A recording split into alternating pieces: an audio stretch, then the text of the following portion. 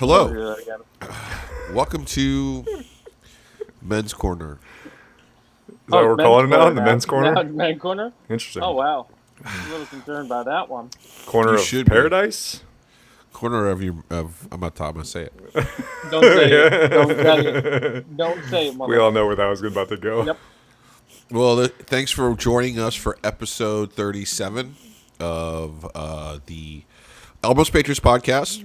I'm your host here, Rico in San Diego, with my buddy Elvis in Indianapolis and my boy What up? Mike in New York. How's everybody Yes, doing sir. this week? We're just Pretty getting. busy. We were chatting a little bit about. Wait, what were we talking about before we started the show? The corner. The men's corner. The men's corner. Even before that, though, I think it was. But yeah, got a lot of cool things to talk about this week. A couple, tragedies and some unexpected news. We talk about AI, how that's evolving into our schools and into the future. Talk a little bit about Sydney Sweeney and her fantastic GENES.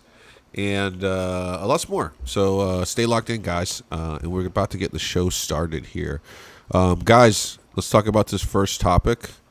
It is the most tragic thing I think I've experienced Oh, shut in the hell up. 2025. Yeah. Oh man. Yeah, man, Hulk Hogan, dude. I was a surprise. I feel like there could be other people that I wish were taken instead of Hulk Hogan. You know what I'm saying?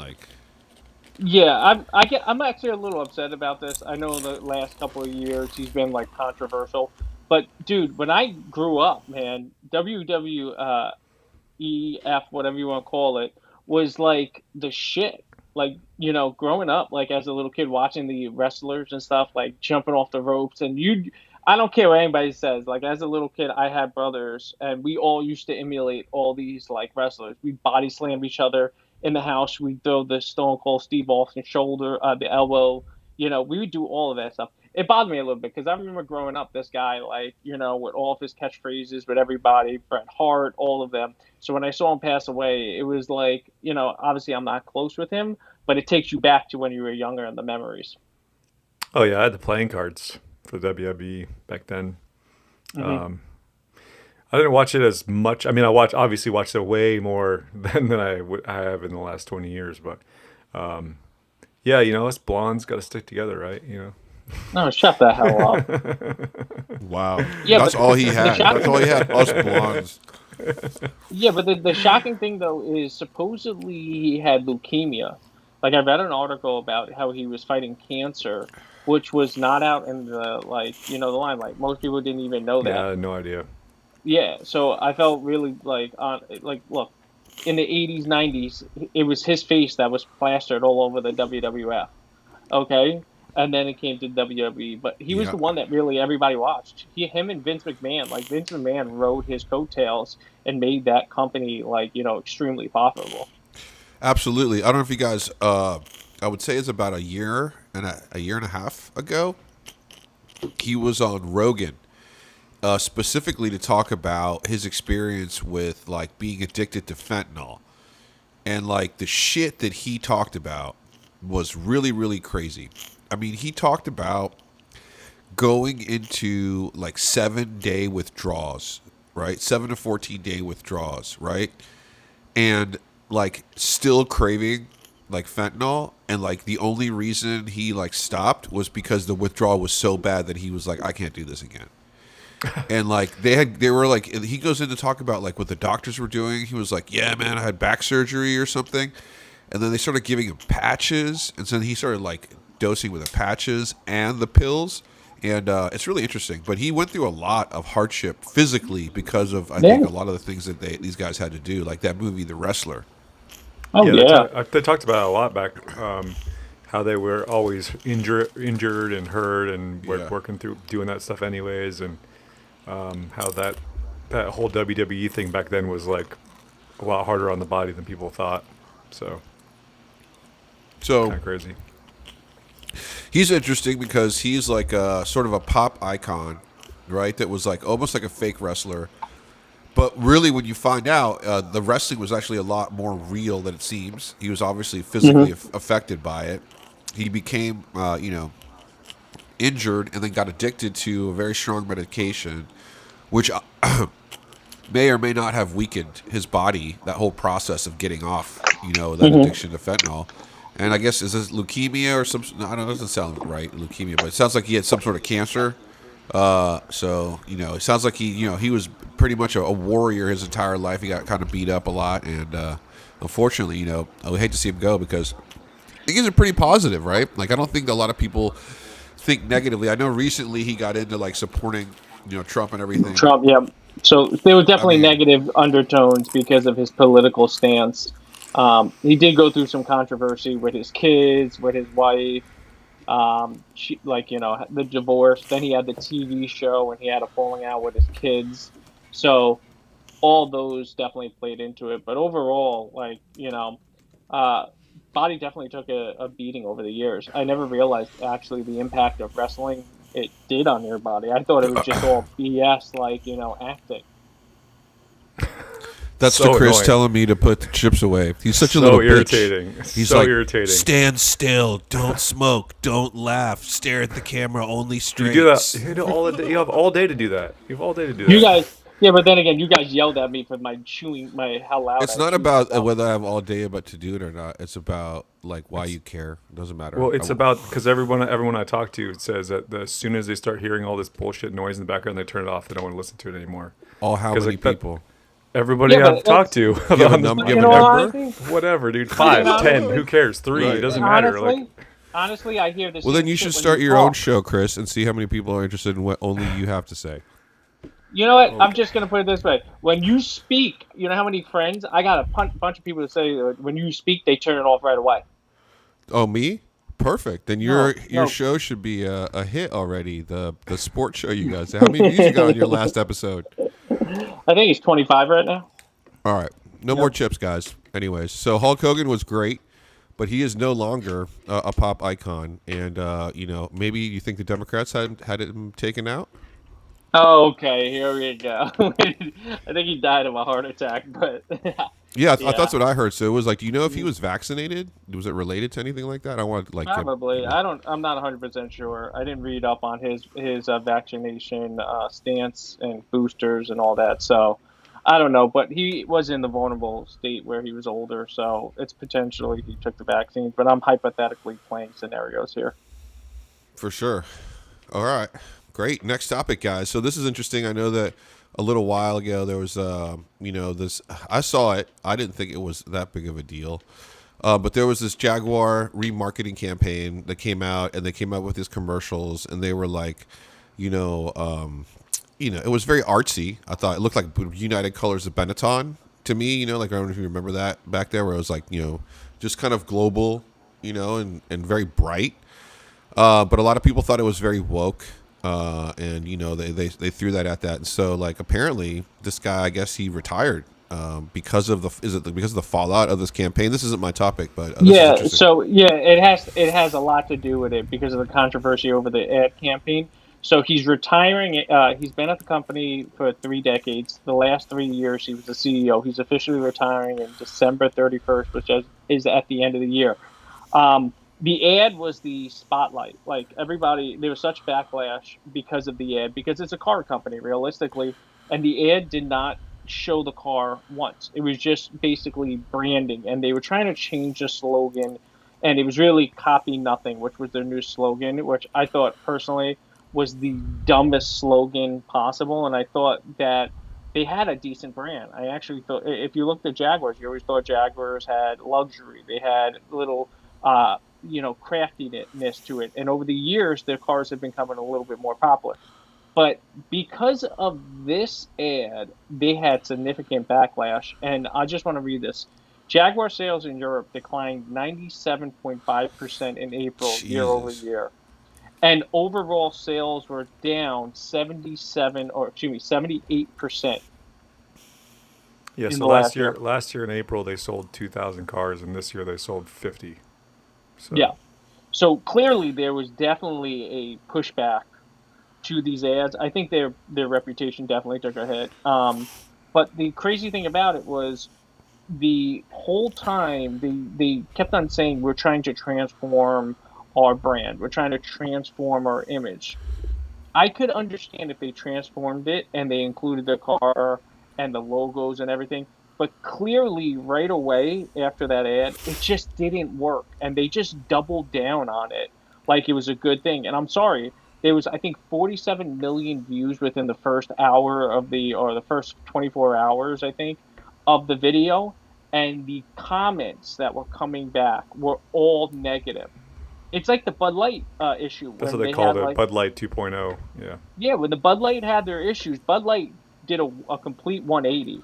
And they were like, okay, we need to rearrange this. We need to address this. We need to find marketing or that we need to find branding that helps us. And that was when Shane Gillis came in the picture, Post Malone came in the picture. They knew their market. Jaguar did not know their market, and they clearly destroyed, or this CEO and this ad campaign clearly destroyed their market segment. So what was in the ad? I mean, like, because what you just said was like a lot of a newspaper article, but like I have no idea, like what Sure. was So it the about ad the was ad that was so bad that it was because pushing like it was pushing more of the how LGBT like, futuristic like images clothing of people, images of lesbians, behaviors. No, it was the men behaviors. kissing. Is it? It was the overall. It was more feminine, the ad, and not as masculine. Jaguar's always known as a masculine vehicle, sports vehicles, things of that nature. Gotcha, The gotcha. the commercial was more on a LGBTQRSTSY plus two AI, kind of. That's the ad that they were going for. So it Bright just had like colors, a bunch of futurist like clothing. behaviors in there that were like suggestive and Yeah, it tipping was just the they and doubled down on imagery the that was like on like kind of the androgynous look. So it was like men wearing dresses, and it was hard to tell if they were a girl or a guy, and a lot of and whatever. I honestly I didn't think that the ad was all that bad, except for the fact that it was like. So if you look at typically like a lot of these high end sports cars, there's no advertisements. Like Lamborghini doesn't have a commercial. Like Rolls Royce doesn't have commercials. It's because their brand doesn't need Speaks for advertising. himself. Like if you show up, you're not, you're going to show up to buy a Jaguar because you want to buy a Jaguar, not because the commercial enticed you to go to the dealership or whatever, right? Yeah. So to me, it was that. And then to Mike's point, there's not a car in the whole video. So like that's a little. that's I, bad. I didn't think the video was all that bad. Obviously, I think the Bud Light one was like way. I don't think they're the same personally, but I mean I totally see where people Um, are like kind of missing on the thing on the. I definitely understand for sure. I I, just in just my opinion, I think the ad was stupid. I understand what they were trying to do. You're trying to rebrand the company and the logo, and I get that. But at least include the car into it and explain why you're going in this direction. The problem was it was a bunch of guys and women walking around in circles in different poses and had nothing to do with the car and talking about the new design or talking about the new direction of the company. Okay, you could have got away with it if you threw the car in. If you got away with it talking about or trying to make it show that your designs are going to be different, the way that you're going to be handling your sales, your future marketing, what you want to do. But in this ad, it was more of a fashion show than a car rebranded. So it sounds like the like sort of the offensive part or the maybe the bad business part besides not showing the product that's fucking stupid. But it sounds like the what they were trying to do was leverage like this specific audience and just try to only appeal to right, just yeah. those people, and they took a long shot.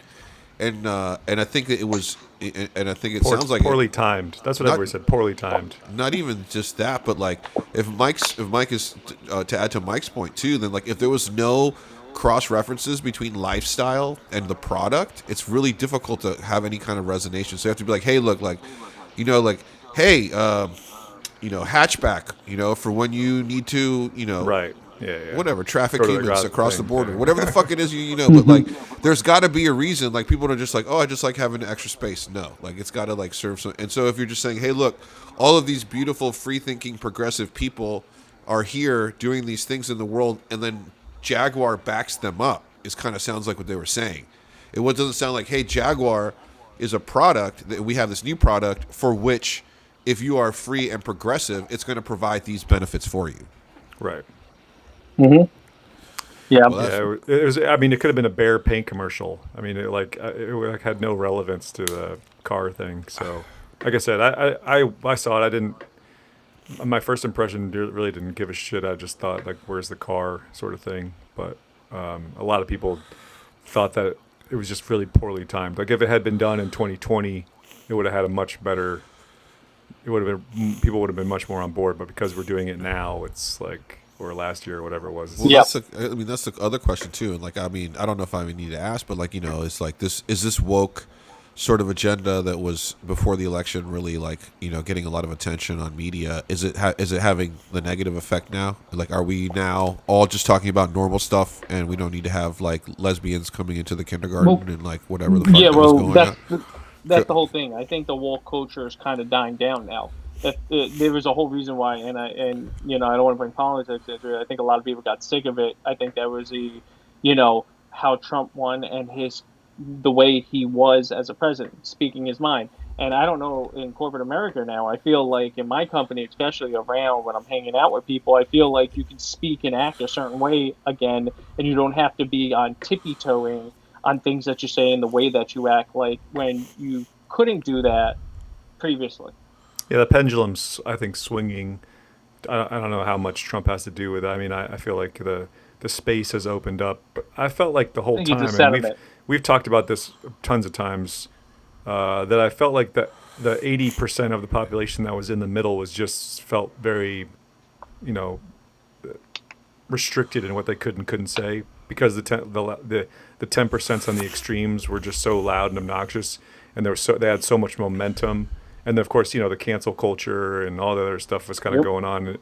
I think now the 80% that's more in the middle feels like they have more of a voice, and they don't feel as terrified to like say what they mean, and so now we're sort of seeing the pendulum kind of swing back into their way, and Yep. we don't want to. I don't want to like completely dismiss all of the people that are LGBT or whatever. I mean, they have. I hope they still have a voice, but Absolutely, I just one feel hundred like percent. still it's just sort of swinging back in a more normal direction. I think so.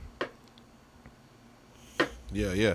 It's always interesting. Like, so when people come up and they say things like, I'm part of a like, underrepresented community, right? That means that there's overrepresented communities, right? And there's such things that there are the same type of thing when it comes to like attention and media, where like I understand that that there's a community, and I have a lot of respect and for these people, like everybody in general, but like it doesn't need to be like 80% of my day or in 80% of my stuff. That's like an overrepresented cultural community to me. Like it needs to be respected and equal, but like because you were underrepresented doesn't give you the right to then now be overrepresented. Does that make sense? Like we get it. Awareness and acknowledgement is what underrepresentative groups usually want. But to go beyond that and then say no, I don't want to be just acknowledged, but I want you to fear, and if you say something that I don't like, and it went into like control, and that was There's consequences. Yeah. that's why these groups are normally in the minorities, because if they could handle the popularity, they'd be the popular people. Yeah. I I agree. It's just the social genius is one of the geniuses, and there's people out there that do really well in social situations, and that's a skill, a genetic one. And there's groups of people that do well and groups of people that do badly, and they usually suffer for it because they're outskirts of society, not because society doesn't let them in, but because for some reason there's a lack of adaptation that's going on between the two groups. Well, I mean, I feel like from the marketing perspective, like census data is important, right? I mean, the population consists of mostly a certain demographic, and if you're catering your marketing to the smallest portion of the community of the demographic and expecting to be successful, it's a rough ask, right? I mean, like you're not going to go and purposely target the smallest portion of the population to sell a product and expect to be successful. And I feel like that's what a lot of people were doing, and assume. And like I said before, I'll say this for the next 20 years. I still think that a lot of those people because they live in an echo chamber, they think that people, have that more people than really do think the same way they think, and yet they find out the hard way that they're actually in the minority. Somebody's got an echo, dude. Yeah, I'm not sure what's happening. Yeah, that's weird, right? Anyways, but I agree with you. I agree with you. And so, I don't want to beat a dead horse. I think that that's better. What was that? I don't know. I'm looking to see what. No, I haven't touched anything. That's crazy. Something happened. Anyways, Just trying to see if there's another screen open, because that's happened yeah, before that's what I where was I thinking had too. the other stream open, but I don't have another stream open, so I'm not sure. Yeah. All right. All right. So, like, what do you guys think? So, like, we had this big progressive event that happened, right? And let's call it, the great COVID or whatever. And so, COVID was sort of this catalyst for sort of these new ushering in of these ideas, like these sort of like social signaling and like extremist ideas, right? And so for a couple years, everybody had, their heyday. It was like, hey man, I'm a green ape and I want everyone to call me Jesus. And if you don't call me Jesus, it's offensive to me and other green apes. Oh, by the way, how many green apes are there? There's only one of us. Okay. And so everyone got that. And I think what happens, happens sort of in in the natural selection process, right? Is that like what people are just not interested in, they stop paying attention to. And so and a lot of us have become impatient, and it's really easy to jump on social media too, right? But like there's men and women have been living in a certain way. Human beings have been for like millions of years, at least a few 100,000, in modern society. And you're going to come around and you're going to say, hey guys, I know you've been trying this for 250,000 years in a row, but let me tell you, you've got it all wrong. And me, this one person here, is going to tell you exactly how, society is going to change. So I don't think that that's going to have the same effect as what's been already happening. I think people are going to go back to normal. I think most human beings are going to become more aware of, the fact that there are these things in our society. But like, do you guys see the future, which is going to have AI in it? Like, do you guys see these themes and this type of sort of movement coming back? Or do you see it shifting, or do you see it blowing over? You cut out for a second. I didn't hear the whole thing. He's Just asking. like, do you think wokeness is it just going to blow over and people are just going to get assimilated?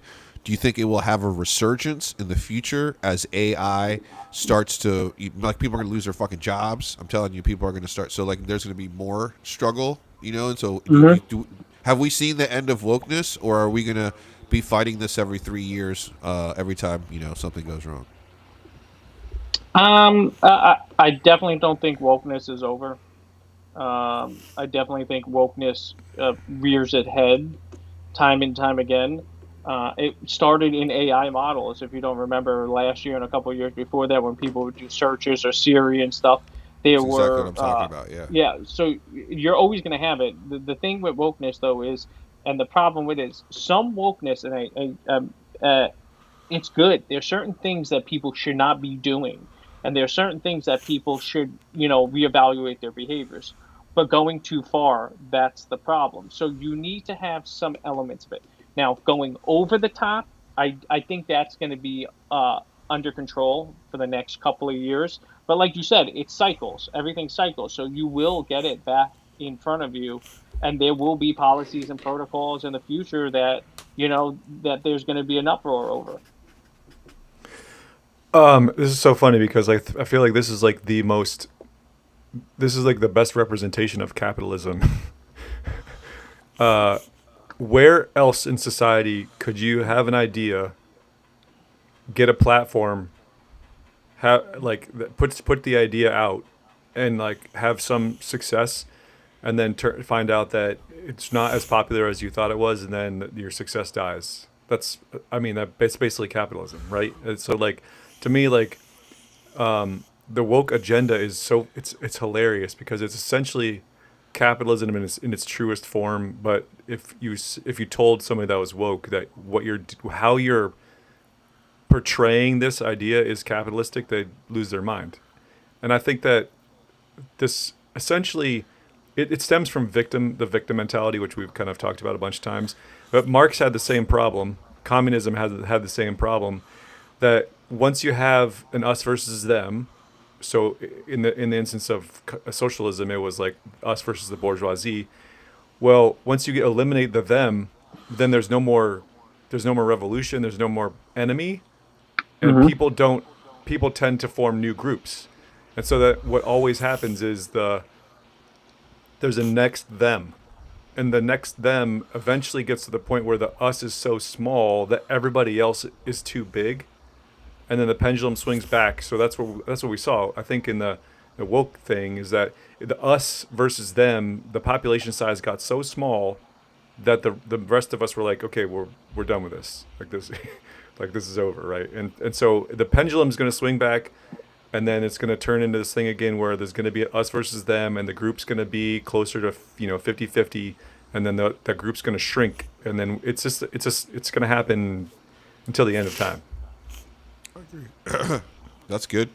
I agree. I mean, my concern was basically like a lot with what Mike brought up with like AI sort of being, these LLMs being able to have sort of bias built in, which is really what they are, is a bias machine. It just, so. Well, whatever you put into it is what you get out of it. It's a bias machine. It's just AI is, no, it's a bias machine. If I only feed it the negative things that happened in the past 100,000 years and say, what do you think about humanity? It's going to give me one answer. And then I can feed it only the positive things that happen and give me another answer. And if I feed it both, it'll probably give me a weirder answer. But nobody's doing this A/B testing with AIs yet.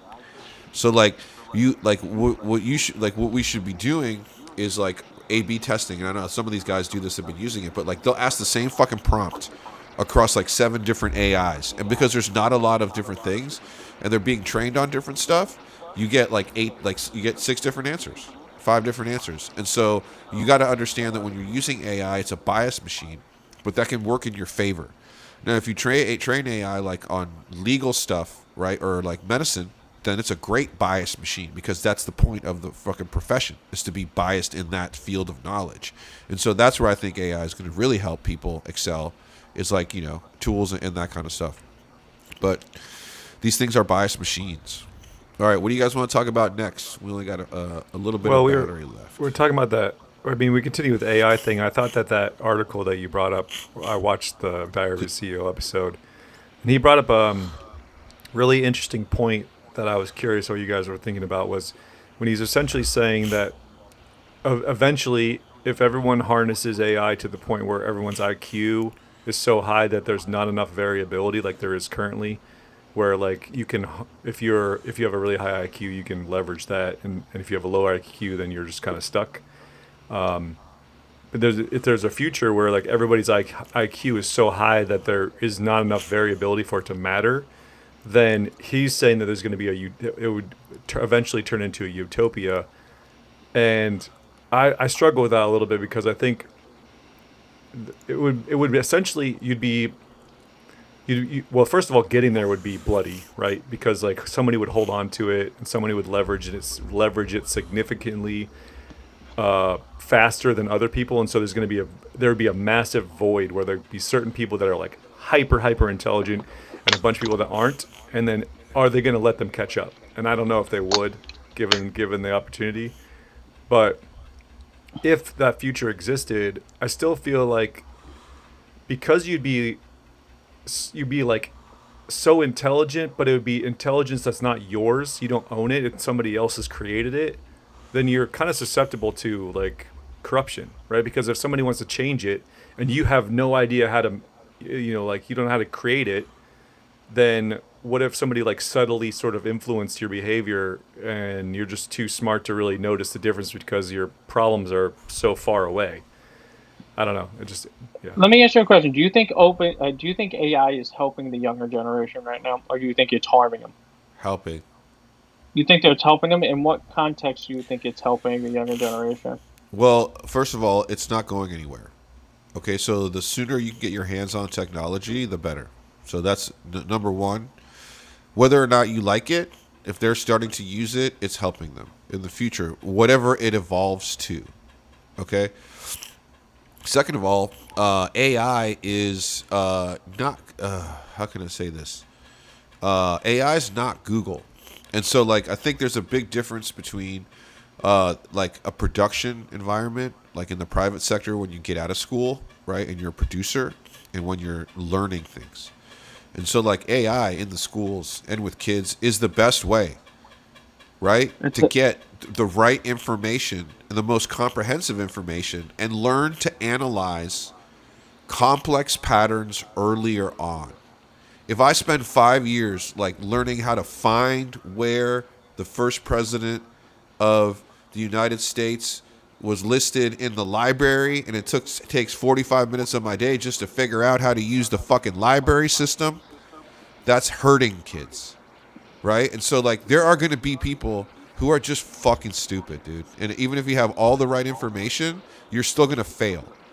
Because no matter what AI can do for you, it's not going to be able to move your fucking body around and make decisions for you like that. And so I think the faster that kids are able to get the correct information and become curious about other information and get better information about that curiosity, they're going to be able to identify complex patterns at a much younger age. If I'm staying as a kid in my zone and I'm sitting here and they're teaching me algebra and I don't love algebra, I'm going to fucking not pay attention. But if I learn about algebra, and while I'm learning about algebra, something about the history of it is interesting, and I can have somebody tell me in that moment what that is, and that brings my curiosity, and then I'm getting even more information, and now I'm learning a lot more about mathematics than if I'm just sitting around, in a cul-de-sac of information.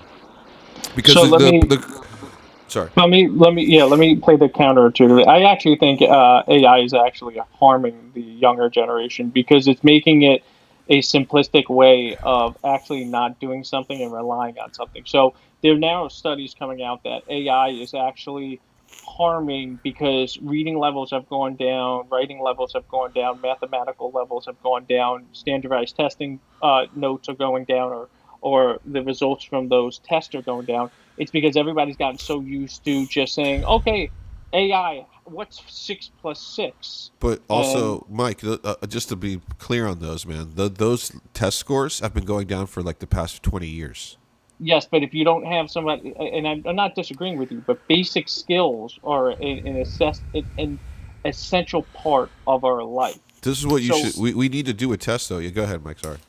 yeah, it's an essential part of this. I think AI can help generation. I think it makes things easier, but I think at a certain level. If you're in high school and you can't read and write and you're having problems reading and writing, I don't think AI is a good thing. I think it's making your educational capabilities, it's hampering you. And I'm not saying that on every topic, but there's important things that you need to know.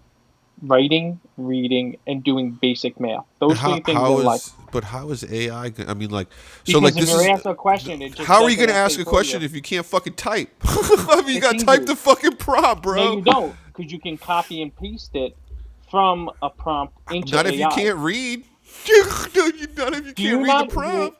So like the okay. chicken, you're saying that like some kid pops out of the womb, and then he sits next to an AI box, and then he just starts making sounds, and that AI box gives them all the answers that it needs through those sounds. Yes, that fucking kid is going to be very not fit to survive in the current world.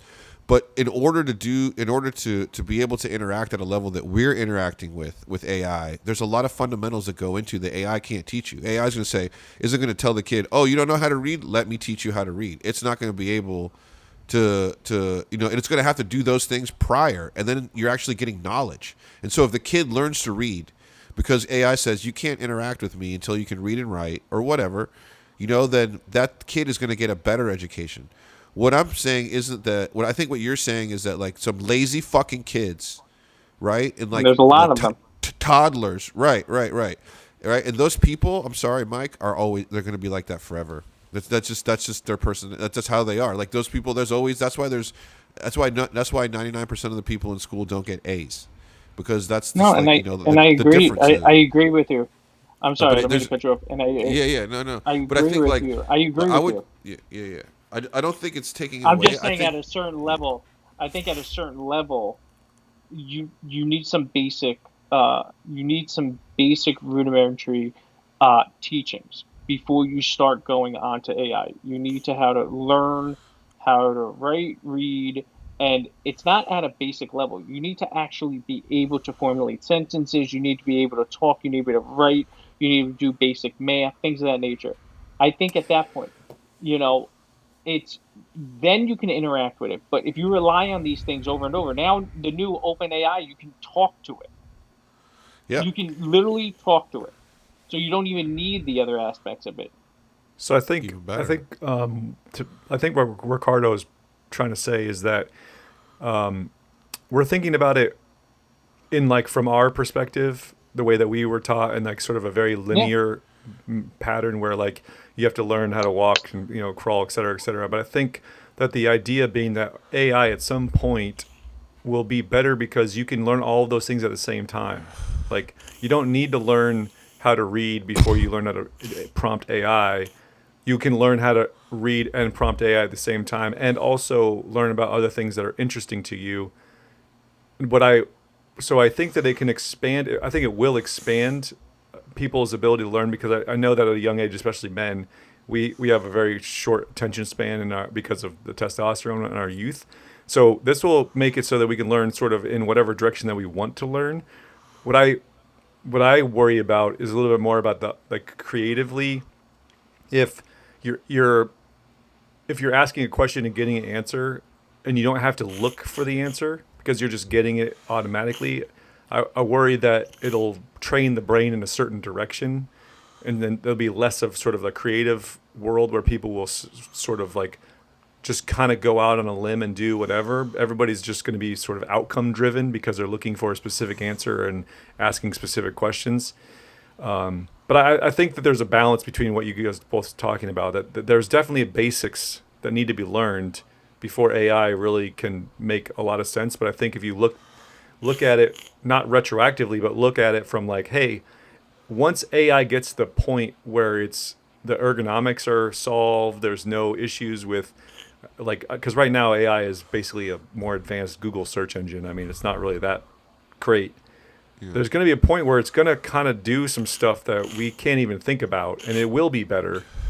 Will it motivate people? Will it cause people to be lazier in certain ways and not lazier in other ways? I mean, that's all speculation. I think though. So, I think a lot of this has to do with. Oh, Chris, are you, I think maybe your point that you made with leadership was a good one about like using the calendar and like using all of these Yeah, the automation tools. tools of technology. Like, I feel like there's going to be two kinds of people, man. I feel like there's going to be people that use AI like you just described, who are going to be the ones that like do the calendar, right, and do that. And then there's going to be people that won't even think that that's possible, right? Or just don't care. And so, like, where I'm talking about intelligence, I'm talking about not talking about problem solving because that's not intelligence.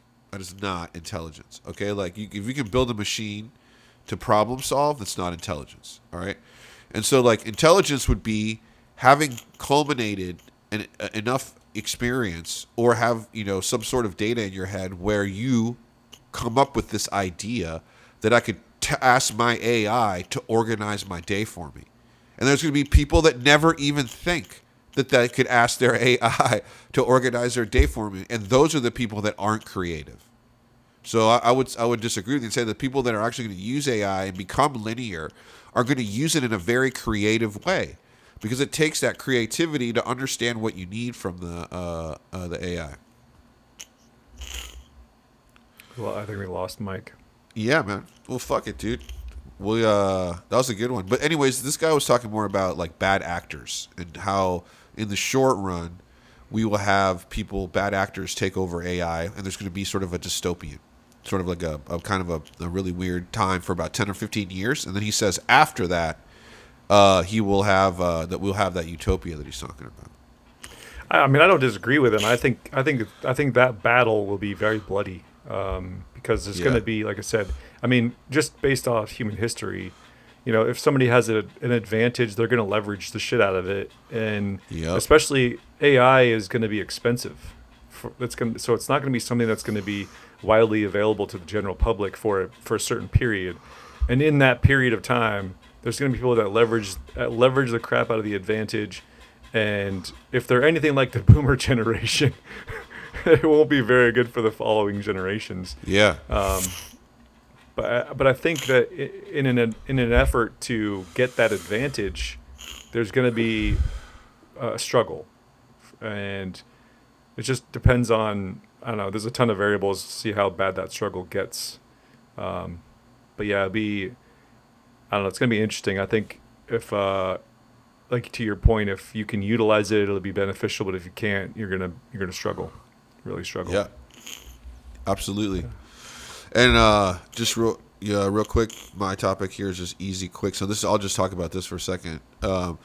This is interesting because I read this article, and it's literally about how students are being called in to the principal's office and sometimes being arrested on false AI surveillance data. And not just like overall surveillance, but like AI picking up things in their conversations. So like when you're at school, like in the school zone, I guess they can read your text messages and stuff or something. So this is a really interesting article. It's all computer, basically communicating over whatever signal, chat, or whatever communication. I'm not sure. I feel like the false claim was, I don't know. It's controversial because the specific article talked about how she said, I want to kill Mexicans or something like that. And obviously taken out of context, it seems harsh. And so that's why, I mean, if you say that you're going to kill anything, I feel like the AI is going to have questions, right? People are going to have questions. I actually don't mind the surveillance so much for our youth, people that are, young, and because, well, especially for someone who's bullied a lot as a kid. Kids are mean, teachers are mean. You're sort of forced to be there every day. You don't have a choice, and sometimes the circles, the group of people that you're with is small, and it's something that lasts for 15 years, right? Basically kindergarten through 13 years, whatever it is. I mean, if you're unpopular at the beginning, you're not going to get popular at the end or without, significant change. So I think I don't mind it. I don't mind it if it's targeted at specific things. Like the word kill, I'm going to kill anything. I feel like that there should be a conversation that needs to be had about like what you mean. But I don't know. It's a tough one. It's a gray area that, I mean, I could be convinced either way if we had enough conversations about it. But yeah, I'm always terrified about our youth and what they do. Yeah, can you hear me, Ricardo? I can't hear you.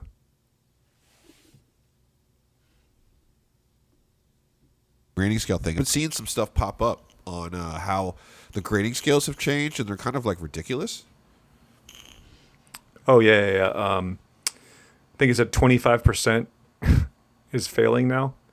That's what it used to be 60. Yeah. So basically, it dropped an A down to like, I want to say it was like 80%. So 80% to 100 is an A. And of course, this is all from a parent who posted the grading scale on Facebook, because it's not public. Because I couldn't find it anywhere I couldn't find this anywhere in the news other than this one parent posted on Facebook. But yeah, you weren't failing until 25%. So wow. A C is like 50 to 70 or something. It was like ridiculous. That's ridiculous. Yeah, I thought it was crazy. The standards have just gone way down. And of course, the teachers are incentivized because they're incentivized because of the students have to pass, or the teachers get docked. Exactly. Which is a terrible, terrible model. for Yeah, I mean, like children that's to not succeed. going to make kids do better at school. I mean, it's just No. that the incentive structure is all fucked up.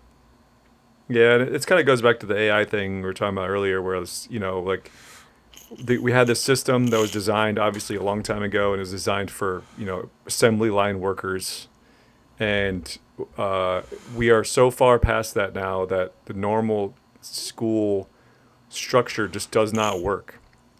And Right. I forget the guy's name. He's one of those. He's on podcasts all the time.